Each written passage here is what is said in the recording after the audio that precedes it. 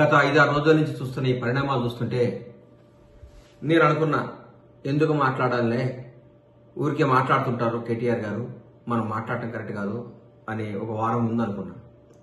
కానీ ఈ వారం రోజుల నుంచి కేటీఆర్ గారు మైకి పట్టుకుంటే చాలు ఆయన మాట్లాడే మాటలు, ఆయన వ్యవహరించే శైలి గురించి నాకు భయం అవుతుంది, బాధ అనిపిస్తుంది ఆయన చూస్తే. ఎట్లా త్వరలో ఒక 2 ఏళ్లలో ప్రభుత్వాన్ని పడగొడతా అంటాడు, త్వరలో ముఖ్యమంత్రి అవుతా కేసీఆర్ గారు అంటాడు. కరెక్టే, చేయండి. రేపు జరగబోయే ఆంధ్రప్రదేశ్లో ఎలక్షన్ జరుగుతున్నాయి, అక్కడ ముఖ్యమంత్రిని చేయండి. లేకపోతే మహారాష్ట్రలో ఎలక్షన్ జరగబోతున్నాయి, అక్కడ ముఖ్యమంత్రిని చేయండి.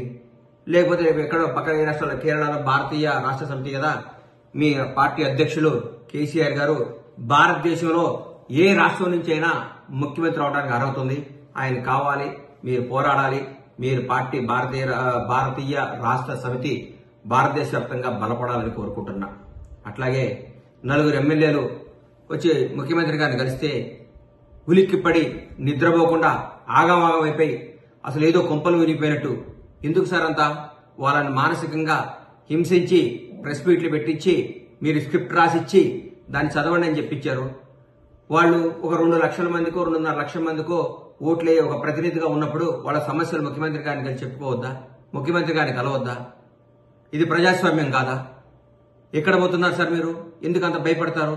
అంత బంధించి బర్రెలు కట్టేసినట్టు కట్టేపించుకొని మీ చెప్పు చేతుల్లోనే మీ చెప్పు చేతుల్లోనే రాష్ట్ర ప్రజలు ఉండాలని జనాన్ని అందరినీ ఊరికే అది చేస్తాం, ఇది ఇయ్యకుంటే ఇది చేస్తాం, తిరగబడతాం, ఎగబడతాం, కోస్తాం, నరికేస్తాం, ఏందేందో మాట్లాడతారు. ఎందుకు సార్ కేటీఆర్ గారు మీరు దయచేసి మాట్లాడకండి సార్ అట్లా. ఇది ప్రజాస్వామ్యం. ఇప్పుడు కాంగ్రెస్ పార్టీ తెలంగాణ రాష్ట్రాన్ని పరిపాలిస్తుంది. గౌరవనీయులు ముఖ్యమంత్రి రేవంత్ రెడ్డి గారు, మా మంత్రివర్గం అందరూ బ్రహ్మాండంగా చేస్తున్నారు. జరుగుతున్న పనులు 45-46 రోజుల్లోనే ఏదో కుంపలారిపోయినట్టు రోజు ప్రెస్ మీట్, గూగుల్ పే చేయటం, ప్రెస్ మీట్ పెట్టడం, గూగుల్ పే చేయటం, ప్రెస్ మీట్ పెట్టడం. ఇది కాదు సార్. ఎట్లా ప్రజలకు ఏం చేయాలి? మీరు చేసిన తప్పులేంది? మీరు ఎందుకు ఓడిపోయారు? కొద్ది పర్సెంట్తోనే ఓడిపోయి ఉన్నారు. మీరు గెలిచింది చాలా పెద్ద పర్సెంట్తో గెలిచారా సార్ ఇంతకుముందు? మీరు ఎప్పుడన్నా ఫస్ట్ టైం మీకు 62 సీట్లు వచ్చినాయి సార్. 62 సీట్లతో మీరందరినీ అభివృద్ధి పేరుతో, ఇప్పుడు నేను మిమ్మల్ని ఏమన్నా అభివృద్ధి పేరుతో, రాష్ట్రాన్ని అభివృద్ధి పేరుతో మా కాంగ్రెస్ ఎమ్మెల్యేలందరినీ, అప్పటి తెలుగుదేశం ఎమ్మెల్యేలందరినీ కూడా మీ చెంతనే చేసుకున్నారు. మేమందరూ ప్రతిపక్షాలందరూ అడిగితే ఇది అభివృద్ధి పేరుతో రావాలి, దీన్ని అందరూ ఆమోదించాలి, దీన్ని సమ్మతించాలి అని మీరు మాట్లాడారు. తర్వాత ఉత్తమ్ కుమార్ రెడ్డి గారి నాయకత్వంలో మేము ఎలక్షన్ చేయడం జరిగింది. అప్పుడు మేము ఓటమి చెందాం. మా ఎమ్మెల్యేలందరినీ కూడా అదే రిపీట్ చేశారు. అభివృద్ధి పేరుతో అభివృద్ధి చేస్తున్నాం, మీ ఎమ్మెల్యేలను తీసుకొస్తున్నాం అని మమ్మల్ని ప్రతిపక్ష హోదా లేకుండా కూడా చేశారు మీరు. అది మీరు గుర్తుపెట్టుకోవాలి సార్. మీకు ఒక న్యాయం, మీరు చేస్తే సంసారం, మేము చేస్తే తప్ప. మీకు ఒక న్యాయం, మాకు ఒక న్యాయమా? మేము ఇప్పుడైతే తెలంగాణ రాష్ట్ర ముఖ్యమంత్రి పోస్ట్ ఖాళీగా లేదు. 5 ఏళ్ల తర్వాత ఎలక్షన్లు వస్తాయి. ఇంకో 10 ఏళ్ల వరకు కాంగ్రెస్ ప్రభుత్వం ఉంటుంది. మాకు ఇందులో ఏమాత్రం డౌట్ లేదు.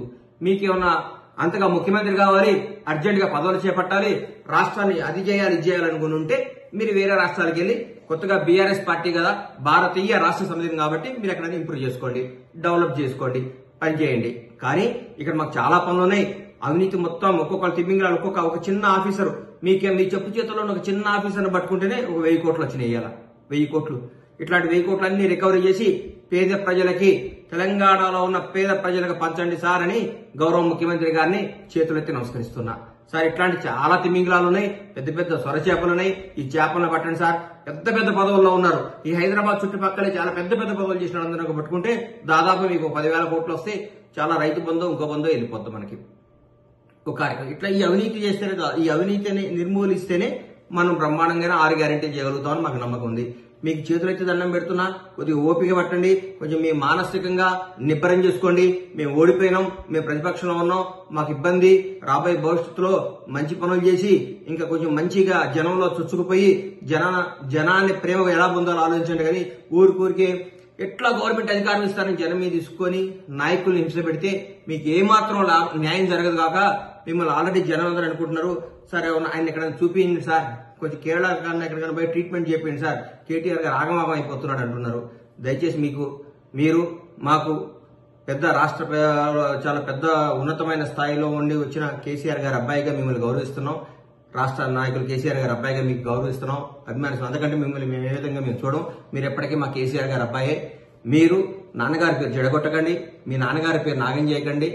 ఆయన తెలంగాణ రావడంలో కూడా కీలక పోషించారని మేము నమ్ముతున్నాం. కాబట్టి మీరు దయచేసి కేసీఆర్ గారి పేరు చెడగొట్టొద్దని, టీఆర్ఎస్ పార్టీని బీఆర్ఎస్ పార్టీని అప్రతిష్ట పాలు చేయకుండా ప్రజా సమస్యలపై పోరాడండి, టైం ఇవ్వండి, అన్నీ జరుగుతాయి.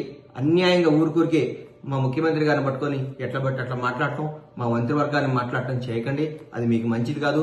మీకు రాబోయే రోజుల్లో చాలా చాలా మమ్మల్ని చూసి అసూయపడి మీరు గిల్లుకునే రోజులు చాలా ఉన్నాయి. మా కార్యక్రమాలు అట్లున్నాయి, అన్నీ మంచి జరుగుతాయి. మీరు ఆగం కావద్దని మనస్ఫూర్తిగా కోరుకుంటూ మీ ఆరోగ్యం జాగ్రత్తగా ఉండాలని ఆ భగవంతుడిని ప్రార్థిస్తూ మీ బట్ల గణేష్.